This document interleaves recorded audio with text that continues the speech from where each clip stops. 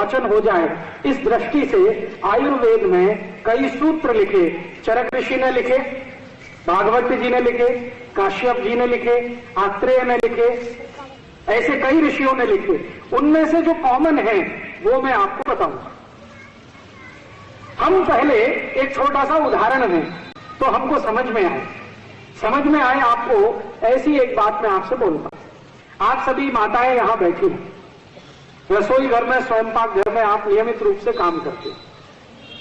आपके पास अगर दूध है और आपके पास चावल भी है और खीर बनानी है, दूध भी है, चावल भी है, लेकिन आग नहीं है, अग्नि नहीं है, तो खीर बन सकती है? नहीं बन सकती। इसी तरीके से आपके पास पानी बहुत अच्छा है, चावल भी बहुत अच्छा है, अग्नि नहीं है, भात पकेगा नहीं। आपके पास बहुत अच्छा भाजी पाला है और बहुत अच्छा मसाला है, लेकिन अग्नि नहीं है, तो भाजी बनेगी नहीं बनेगी। मैं आपके ध्यान में ये लाना चाहता हूं कि स्वयंपाक घर में सबसे महत्वपूर्ण जो तत्व है वो अग्नि है। अगर स्वयंपाक घर में अग्नि नहीं है, बाकी सब कुछ है, तो स्वयंपाक घर किसी काम का नहीं है, कुछ भी आप नहीं बना सकते। आप इस बात को अगर ठीक से समझ लें कि स्वयंपाक घर में कुछ भी खाना बनाना हो, भोजन पकाना हो, तो अग्नि सबसे आवश्यक तत्व है। अगर ये बात आपको समझ में आती है तो आपके शरीर के लिए भी बात बहुत आसान से समझ में आएगी कि जो अग्नि स्वयंपाक घर के लिए सबसे महत्वपूर्ण है, वही अग्नि आपके पोट के लिए भी सबसे महत्वपूर्ण है। अगर आपके पोट में अग्नि नहीं है तो आप कुछ भी खाइए, कभी भी नहीं पचेगा।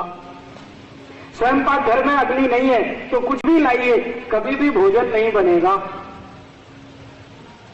तो जैसे स्वयंपाक घर की अग्नि महत्वपूर्ण है, ऐसे ही पोट की अग्नि महत्वपूर्ण है। अगर आपके पोट में बराबर अग्नि है तो आपको भोजन बहुत अच्छे से पचेगा, और भोजन पचेगा तो मैंने आपसे कहा कि उसी में से मांस, मज्जा, रक्त, वीर, मल, मूत्र और उसके जो सूक्ष्म पोषक तत्व तो सब उसी में से बनेगा। अब जो शरीर के काम का है वो शरीर में रह जाएगा और जो बेकार है वो शरीर से निकल जाएगा।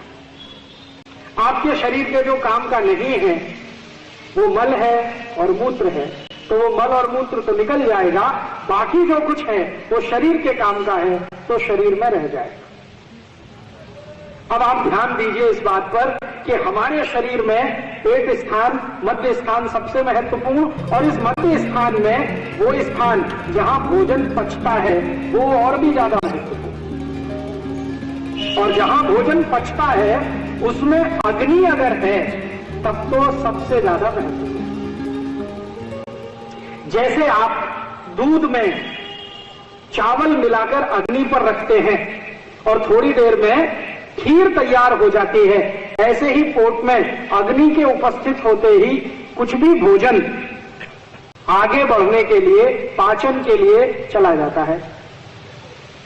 आप कुछ भी खाइए, अग्नि उसको आगे के रूप में लेके जाएगी।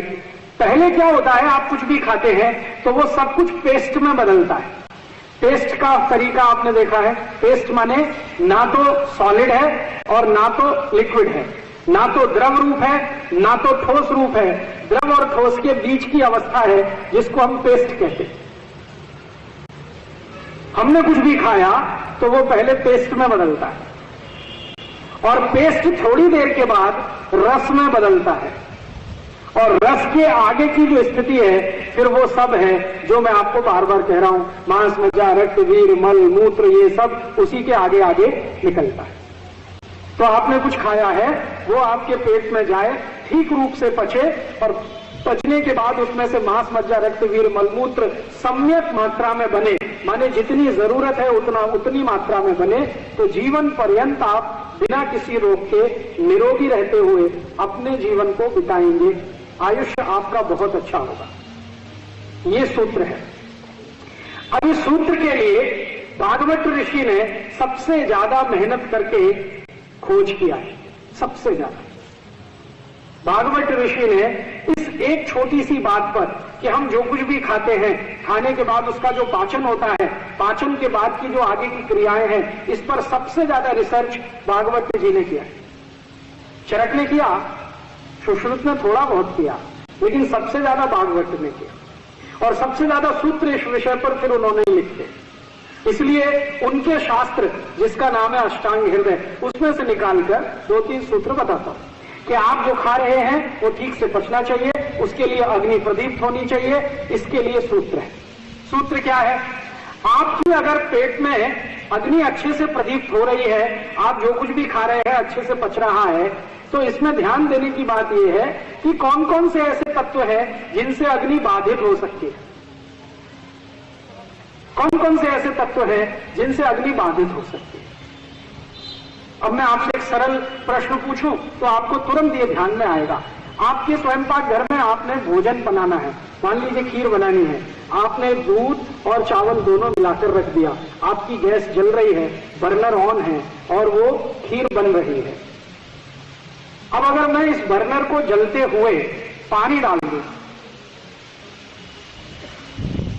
आपकी खीर पक रही है, आग जल रही है, मैं इस बर्नर को पानी डाल दूं, क्या होगा? बुझ जाएगी, खीर पकेगी, फिर वही है, जैसी है वैसी रह जाएगी। इसका मतलब यह है कि अग्नि तत्व का पानी के साथ दुश्मनी है। बात समझ में आई?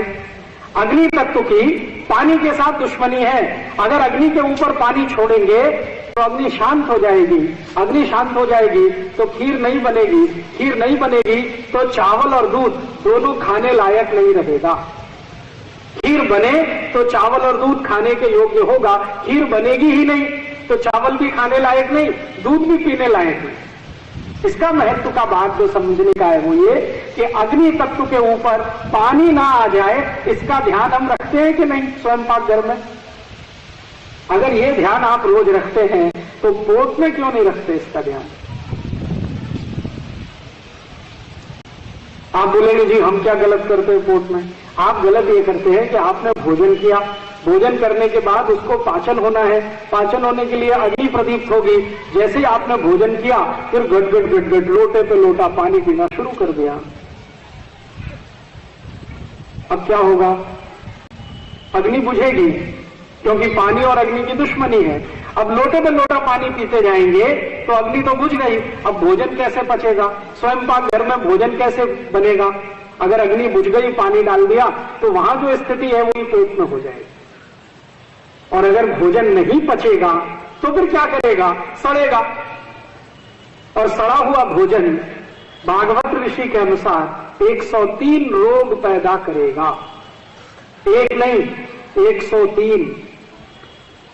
मतलब सीधी सी बात यह है कि जो लोग भोजन के बाद गट गट लोटे पे लोटा पानी पिएंगे उनको जिंदगी में 103 रोग जरूर आएंगे। अब 103 रोग आएंगे तो डॉक्टर के तो मजे आएंगे और आपके घर का पैसा जाएगा। आप रोडपति हो जाएंगे, डॉक्टर करोड़पति हो जाएगा। ये 103 रोग कौन कौन से आएंगे उनकी सूची है भागवत संहिता, जिसका नाम है अष्टांग हृदय, उसमें पूरी सूची है कि जो लोग भोजन के बाद गट गट गट गट पानी पीते हैं उनको 103 रोग कौन कौन से आते हैं। सबसे पहला रोग पेट में जलन होना, जिसको आप कहते हैं एसिडिटी। जो लोग भी खाने के तुरंत बाद पानी पीते हैं 101% नहीं 201%, 1000% उनको एसिडिटी होती ही है। आज नहीं तो कल, कल नहीं तो परसों, 2 साल बाद, 5 साल बाद होने ही वाली है। एसिडिटी तो होना ही है, पेट में जलन तो होने ही वाली है। और ये पेट की जलन आगे बढ़ते बढ़ते छाती तक आती है, फिर छाती में जलन, और आगे बढ़े तो गले में जलन, फिर पूरे शरीर में जलन, किसी को यहां पांव में जलन, किसी को यहां गुर्दे में जलन, पूरा शरीर में आग ही आग, आग ही आग। और ये अगर आग फैल गई तो पित्त बिगड़ता है, और पित्त बिगड़े तो शरीर भी बिगड़ता है, और शरीर बिगड़े तो जिंदगी बिगड़ती है।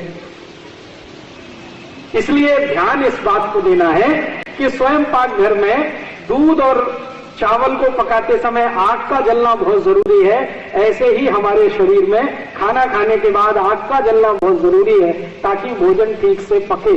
इसके लिए पानी का और आग का मेल नहीं है। तो मतलब सीधा सा ये है कि खाना खाने के बाद पानी मत पियो।